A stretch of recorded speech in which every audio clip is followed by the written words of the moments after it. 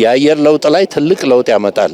ደግሞ ሀገራችን ያለፉት አመታት በጣም በድርቅ በእንደዚህ በችግር ስለሆነ የምታወቀው ያንን ለመቀየር ያለው መፍትሄ ይሄ ብቻ ነው።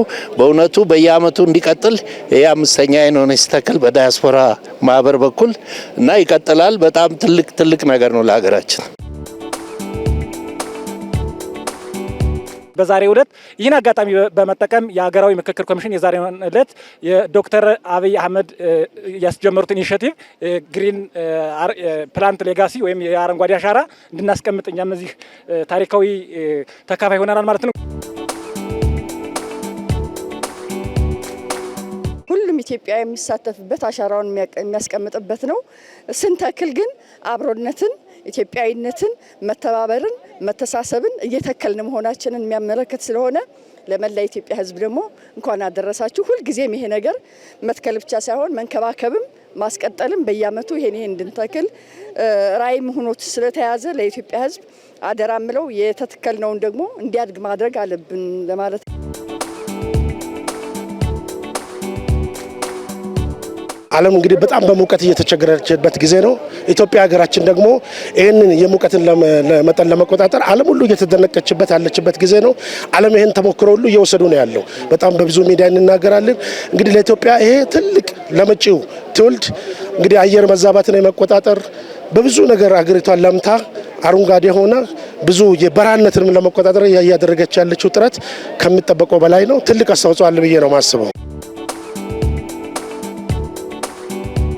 አሻራ እየተሆነ ነው ሊተራሊ ለሀገር ለህዝብ ትልቅ ደግሞ ምስክርነት ያለው ምሳሌነት ያለው ነገር ነው። ከመንቀል ይልቅ መትከል ትልቅ ስራ ነው። መንቀል ቀላል ነው። መትከል ግን እንደዚህ አይነት ኤፈርት ይጠይቃል።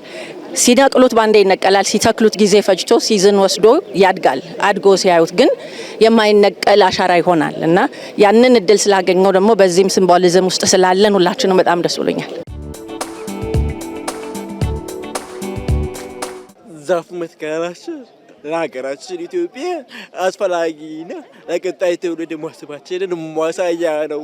ሀገራችን ኢትዮጵያ ቀጣይ ትውልዱ በአረንጓዴ አሻራ ተረክቦ እያስተዳደረ ይዞ ወደፊት ደግሞ የበለጸገች የለማች ሀገራችን ይደከው። ይሄ ደግሞ የሁላችን የኢትዮጵያውያን ኃላፊነት ነው። እኛም እንደ አካል ጉዳተኞች መስበተናቸው በጋራ ዛፍ መትከል ሀገራዊ ምክክሩ ላይ ያደረግነው መልካም አስተዋጽኦ እንዲሁም በደጋሚ ዛፍ መትከል አስተዋጽኦችን አበርክተናል።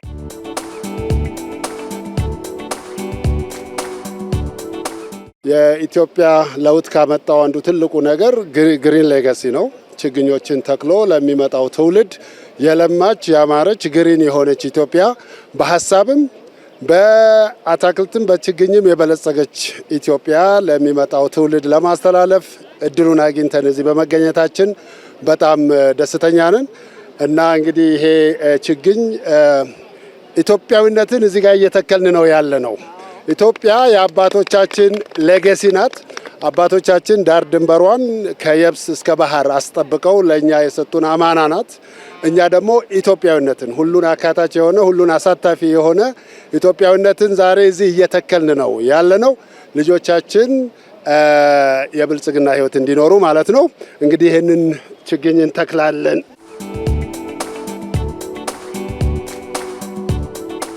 አረንጓዴ አሻራው እጅግ በጣም ለአገሪቷን በጣም ተስፋ አለው። ለአየር ንብረቱም በጣም ከፍተኛ ለውጥ ነው የሚኖረው። በዓለም ደረጃ ዳሱ የተደነቀ ስለሆነ እኛም በጣም እየኮራንበት ነው ያለው።